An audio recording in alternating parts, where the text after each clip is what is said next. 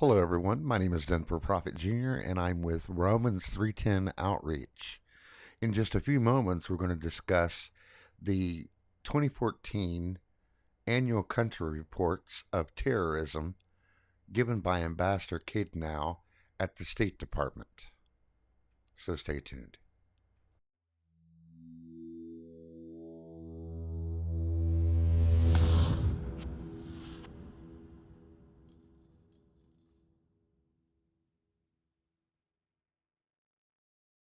We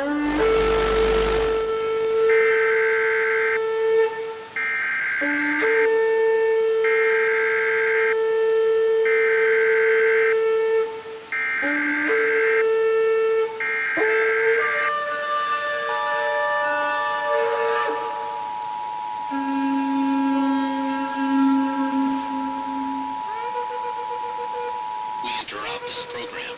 This is a national emergency. The President of the United States, or his designated representative, will appear shortly over the emergency broadcast system. All radio stations and television networks cease their programs during this alert. We interrupt this program. ISIL and AQ were not the only serious threats that confronted the United States and its allies. Iran continued to sponsor terrorist groups around the world, principally through its Islamic Revolutionary Guard Corps Quds Force, the IRGC-QF, Quds. These groups included Lebanese Hezbollah, several Iraqi Shia militant groups, Hamas, and the Palestine Islamic Jihad. So, what does this mean exactly? I started looking at this on a map, and I tried to map out what I could study. And we know that in Psalms 83, it's the Edomites, the people of Moab, the Ammonites, the Amalekites, the Philistines,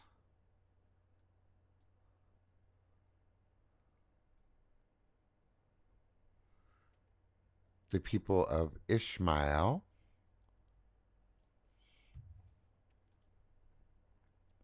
the people of Tyre, those who are in Gebel, or territories controlled by Hezbollah,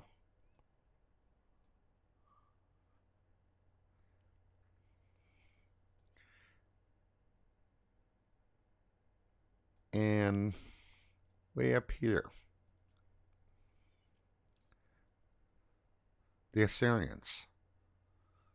And you can see the important place right here is the city of Mosul, and these are territories that are controlled by the Kurds. Now that we know that the U.S. government and the powers that be are considering shifting funds into the Kurds, as some Congress people have suggested, while others in our government and Western allies have said that we should support the Syrian opposition. And these are in the green area. Sorry if the map overlays kind of bleed in, but it's in the southern portion of Syria and the northwest area of Syria. ISIS, or ISIL, control this tan area here, all the way up through here. So they take part of Iraq, part of Syria.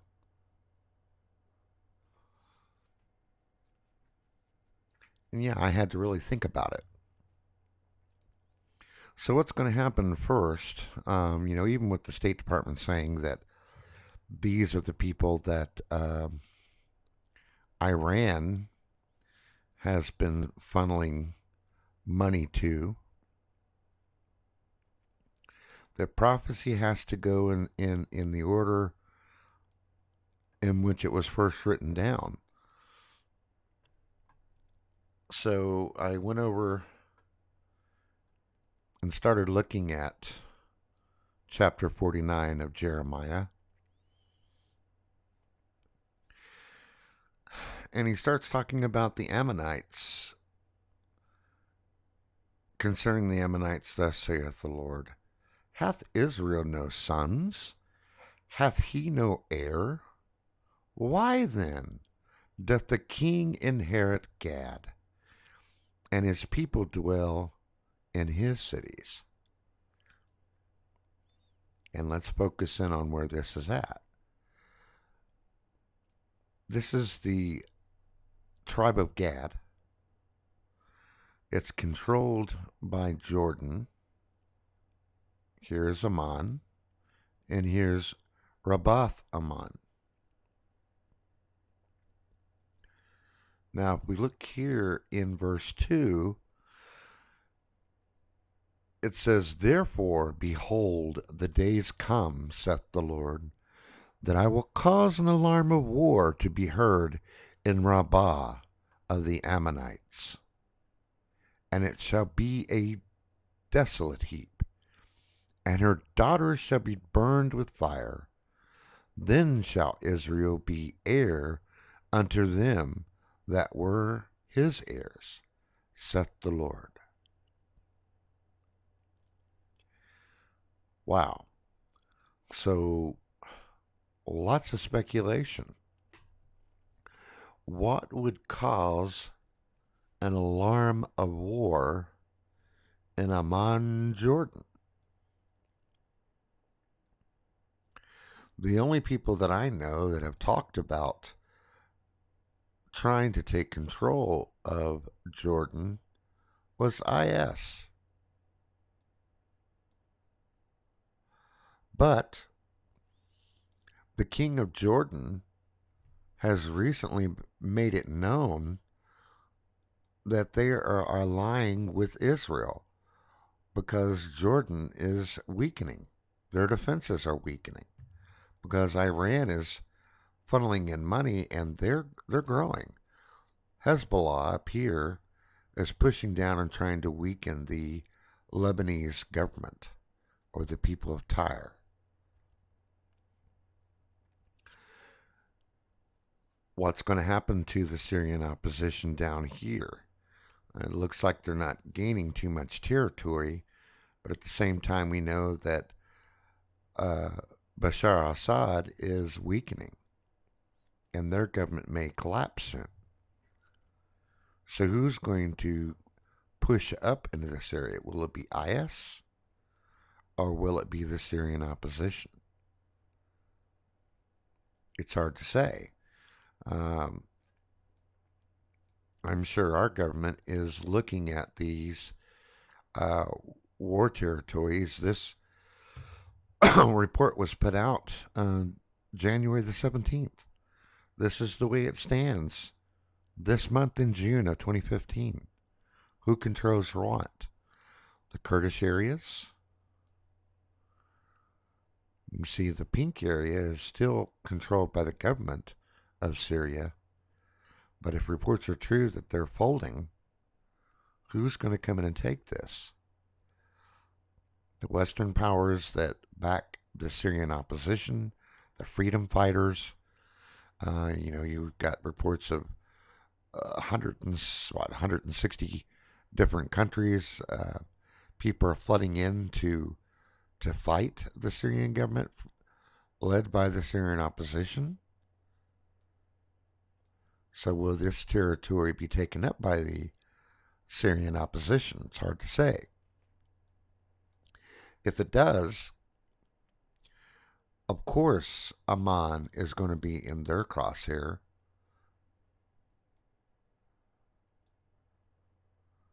And that would be God's judgment in the beginning of Jeremiah 49.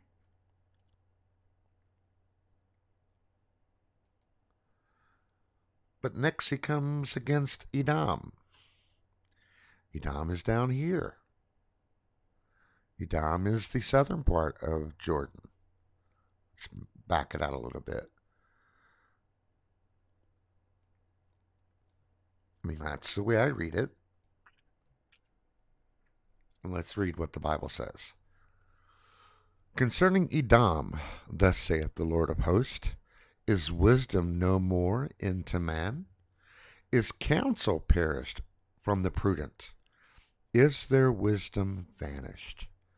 Flee ye, turn back, dwell deep, O inhabitants of Dedan, for I will bring the calamity of Esau upon you, the time that I will visit him. Esau. As Brother Stephen Ben-Danoon has pointed out, that Esau, I believe, is Rome. So, if this area down here is Rome, why would Rome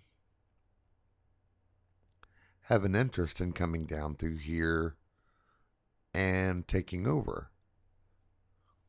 Is this to position against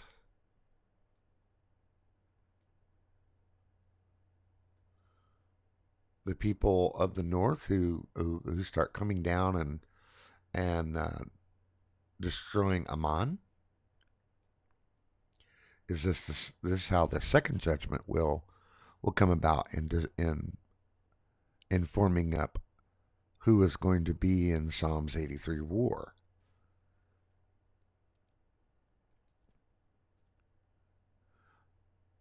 So that's a big question for me. Could it be even Saudi Arabia? Are the Ishmaelites going to come in? Who's going to be there? Is Esau going to team up with the Ishmaelites, or is Rome just going to take it over for a defensive measure?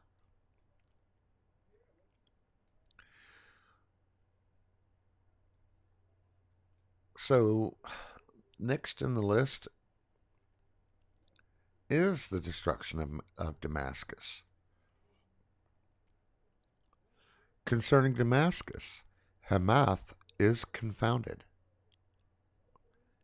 and Arpad, for they have heard evil tidings, they are faint-hearted, there is sorrow on the sea, it cannot be quiet. Damascus is waxed feeble, and turneth herself to flee, and fear hath seized on her. Anguish and sorrows have taken her, as a woman in travail. How is the city of praise not left? The city of my joy. Therefore, her young men shall fall in her streets, and all the men of war shall be cut off in that day, saith the Lord of hosts. And I will kindle a fire in the wall of Damascus, and it shall consume the palaces of Ben-Hadad. Excuse me. So what's next? How will this come about? Will Iran and Hezbollah finally finish off Damascus? Damascus is, Iran funds Syria and Hezbollah. So maybe this is Israel retaliating against Iran and Syria with a nuclear blast.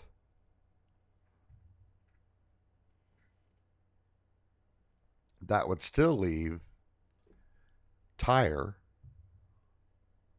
intact for the Psalm 83 war, because they'll be coming down this way.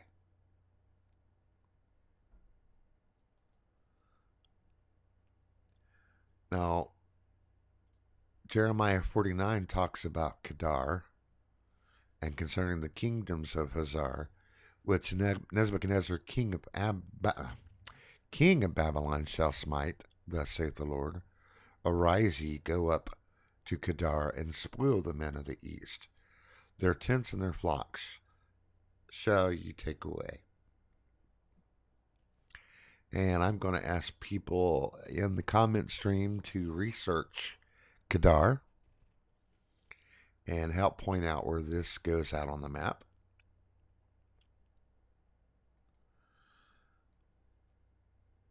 But at last, Elam is destroyed. And Elam is Iran.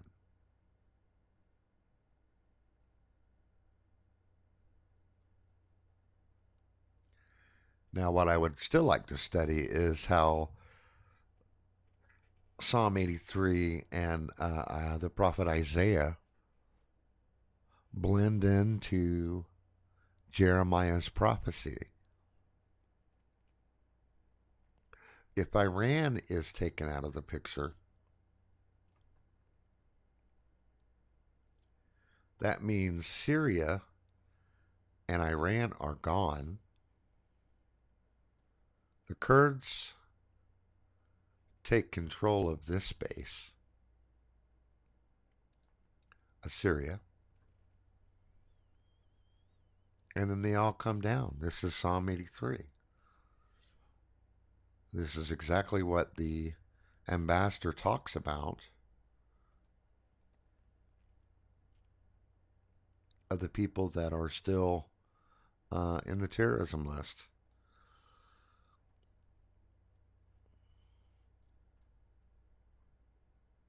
So after the destruction of Edom, everyone, I'm still curious if Ammon and Edom are taken out. That still leaves Moab and others, the Amalekites. That still leaves these other tribes in Psalms 83 to form a confederacy against Israel in retaliation.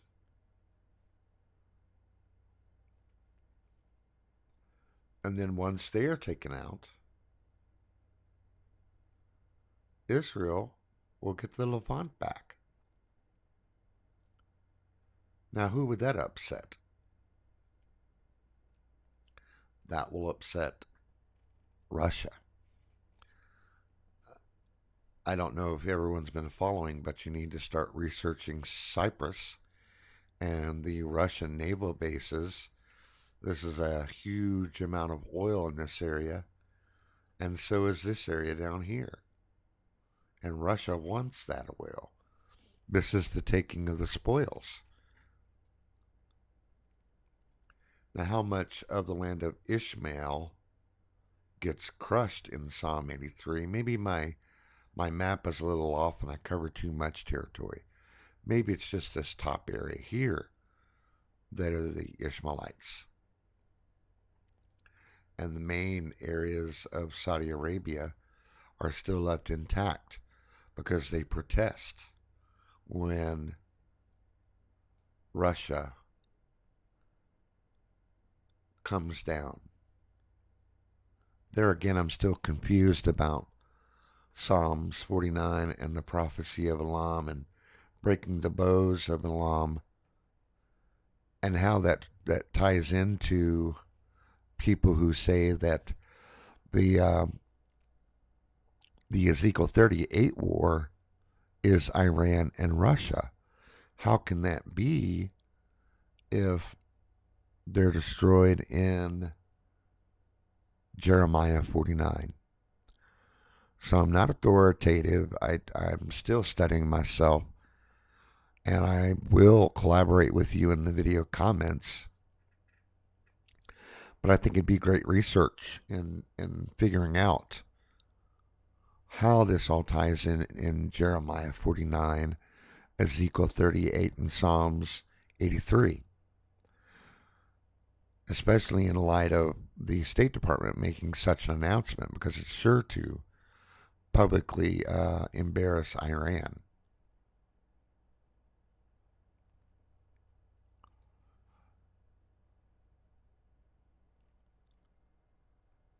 Anyhow, I'm just starting out. I plan to do a lot more, With your support, I'm going to include advertising so that I can use that money to invest in at least $3,000 in computer equipment to do better video, especially for Hangouts on air, and audio equipment. God bless. Thanks for watching, and thank you for your understanding and patience. I sincerely hope that it has enriched the discussion that is pertinent to our times. My name is Denver Prophet Jr., and I created Romans 3:10 Outreach. God bless.